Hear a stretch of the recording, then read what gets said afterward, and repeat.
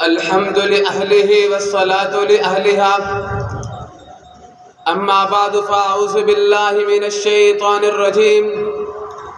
بسم الله الرحمن الرحيم إنما يريد الله ليذهب عنكم الرجس أهل البيت وقال النبي صلى الله عليه وسلم سيدة النساء أهل الجنة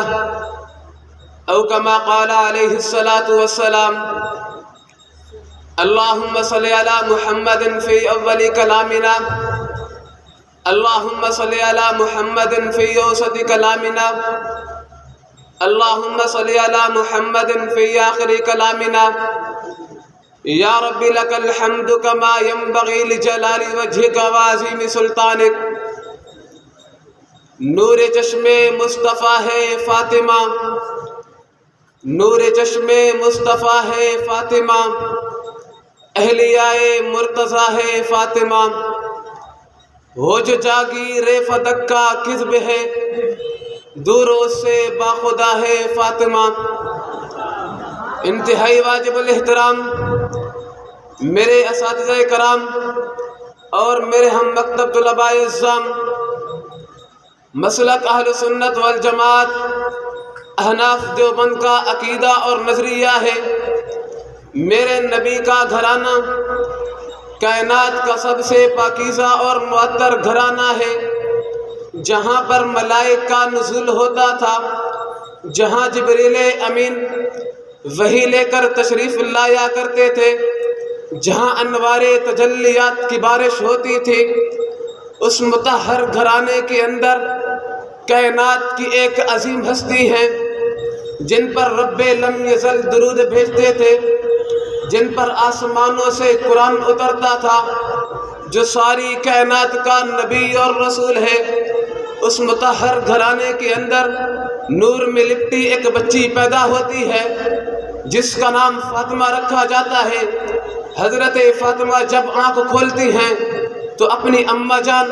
حضرت خدیجۃ الکبریٰ کو دیکھتی ہیں حضرت فاطمہ جب آنکھ کھولتی ہیں تو اپنے ابا جان حضرت محمد مصطفیٰ کی زیارت نصیب ہوتی ہے ارے فاطمہ کو ماں وہ ملی جو سب سے پہلے ایمان لانے والی فاطمہ کو باپ وہ ملا جس کے لیے ساری کائنات کو سجایا گیا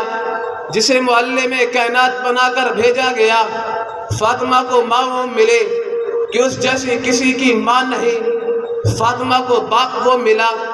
کہ اس جیسا کسی کا باپ نہیں میں آپ کی کس کس فضیلت کو بیان کروں اگر دیکھا جائے باپ اور بیٹی کے درمیان محبت کو روایت ترمذی کی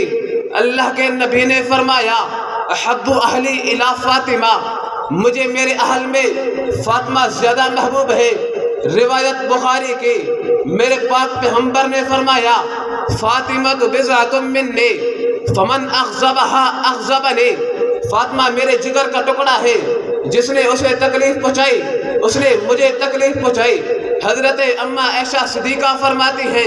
جب حضرت فاطمہ واپسی تشریف لاتے آپ مرحبا کہتے ہوئے کھڑے ہو جاتے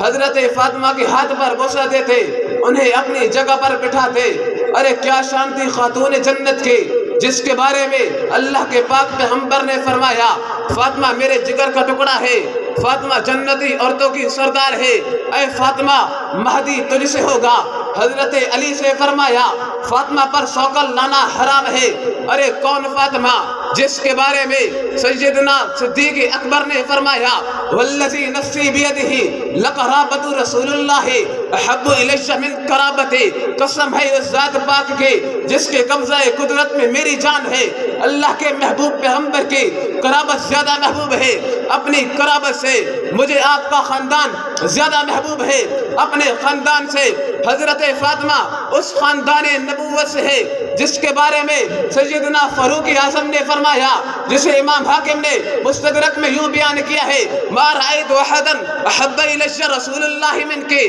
اگر دیکھا جائے آپ کی شرم و حیا اور پردے کو آپ اس میں بے مثال نظر آتی ہے حضرت عبداللہ بن ام مکتوم جو نبینا صحابی تھے ان سے پردہ کرنے والی حضرت فاطمہ نظر آتی ہے بچپن سے لے کر 55 تک کسی نامحرم کی نظر جس پر نہیں پڑی وہ حضرت فاطمہ نظر آتی ہے ہے۔ ارے حضرت فاطمہ کے شرم و حیا کے بارے میں کسی نے کیا ہی خوب کہا ہے، ہوا ظاہر تیرا اقبال سورج نے نقاب اوڑھا، ہوا ظاہر تیرا اقبال سورج نے نقاب اوڑھا، ہے بادش تیری ماں کے حیات بے ختم زہرا، بتائے ہیں ہمیں اکثر فضائل تیرے عائشہ نے، بتائے ہیں ہمیں اکثر فضائل تیرے اماں عائشہ نے، قریب اتنا رہی تھی آپ ماں بیٹی بہن زہرا، پھر وہ وقت بھی آتا ہے جب آپ فرمانے نبوت انی یسرا اہلہ لہوکن بھی کا مصداق بنتے ہوئے اس دنیا فانی کو الوداع کہتے ہوئے اپنے ابا جان حضرت رسول اللہ سے جا ملتی ہے۔ آپ کے انتقال کے بعد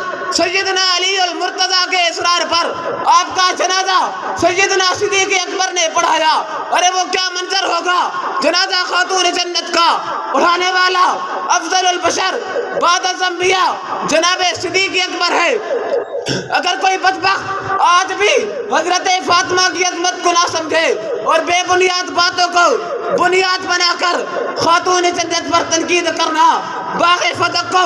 بنیاد بنا کر اصحاب پیغمبر جا اہل بیت پر تنقید کرنا،